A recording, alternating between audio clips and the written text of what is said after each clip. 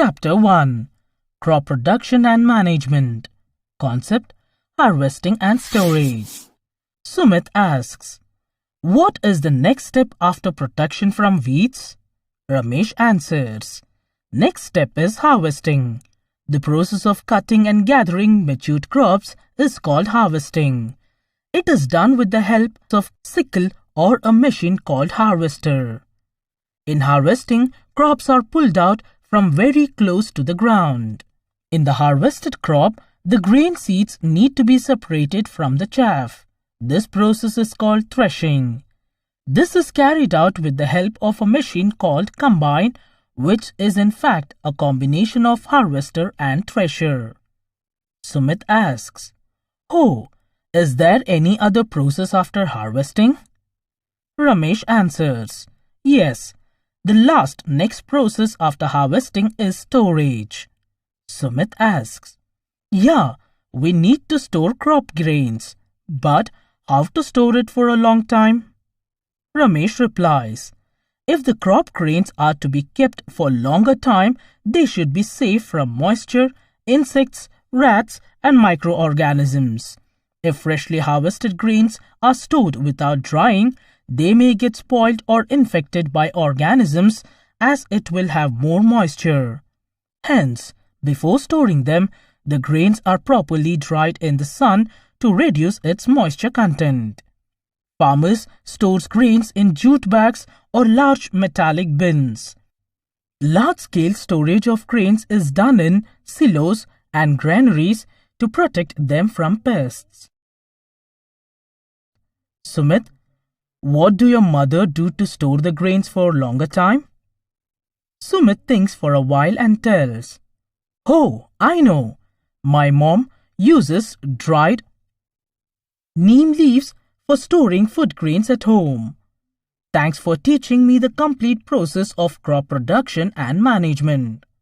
Ramesh replies, you are most welcome.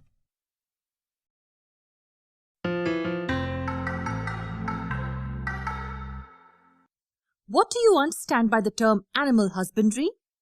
By definition, it is the science of breeding and caring for farm animals. What do we mean by breeding and caring for animals?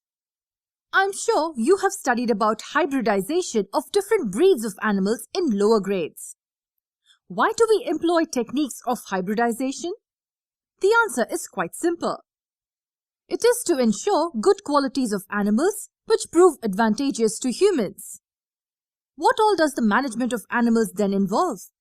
It involves work in 3 distinct areas. Animals need to be fed, breeding of animals is planned, and diseases that attack animals must be controlled. That seems like a lot of work. Why do we need animal husbandry? As we know, the population of humans is on the rise. It is necessary to provide food for their needs. Animal husbandry takes care of the growing needs of the population to a large extent. Animal husbandry includes different types of occupations like cattle farming, poultry farming, and many more. We will study a few in the lessons that follow. In this lesson, we will look at cattle farming. Which animals do cattle include? Cows? Yes, cows and bullocks, oxen, bulls are the most common cattle. What purposes do the cattle serve? They are dual-purposed, and can you guess what those 2 purposes are? What is the main thing we get from cattle? Milk, that's right. Cattle farming comprises of milch animals, or in simple words, animals that provide us with milk. Milk, as we know, is the crux of the dairy industry. A variety of dairy products require milk as their raw material. However, the milking period of milch animals is very short. How do farmers ensure a constant supply of milk production throughout the year? This can be done by increasing the lactation period of these animals. What do we mean by the lactation period? This is the period during which the mother feeds the young cattle. Where would we find such species of cattle? Do all species have long lactation periods? Unfortunately, that is not the case. Only exotic breeds of cattle have long lactation periods. Such exotic breeds have many desirable qualities apart from long lactation periods. They have excellent resistance to diseases. These exotic breeds have been crossbred to find the ideal type of cattle. However, having exotic breeds of cattle does not ensure good outcomes of cattle farming. Cattle need to be taken care of. This involves a lot of efforts on the part of the owners. They need to make adequate provisions of shelter and food for animals. These shelters must adhere to basic requirements of hygiene. Clean shelters, for instance, are a must. They need proper ventilation. Food, on the other hand, must be provided for two major reasons. First, food should sustain their needs for maintenance of the body. Secondly, additional food must be provided to suffice their bodily needs for producing milk. Is there anything specific that must be given to cattle? Well, cattle feed must consist of roughage, which is nothing but fiber. They should also be provided with micronutrients. This is with regard to their food requirements. What about the need to be protected from diseases? In order to protect cattle from diseases, which can be seen as well as those which are internal, cattle must be vaccinated.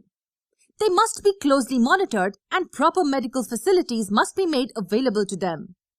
If all these are in place, cattle farming can be a rewarding occupation. Cattle farming does serve the purpose then. What other purpose does cattle farming serve? Cattle, as we know, are used as draft animals. Bullocks, oxen and bulls are used for farm labor. What work do cattle do on the farms? They are used for tilling, for driving carts and for irrigation as well. There are two species of cattle that are most commonly used. Do you know what their scientific names are? They are known as Bos indicus cows and Bos bubalis buffaloes. The names are quite long, aren't they? Well, we can always refer to them as cattle or cows and buffaloes.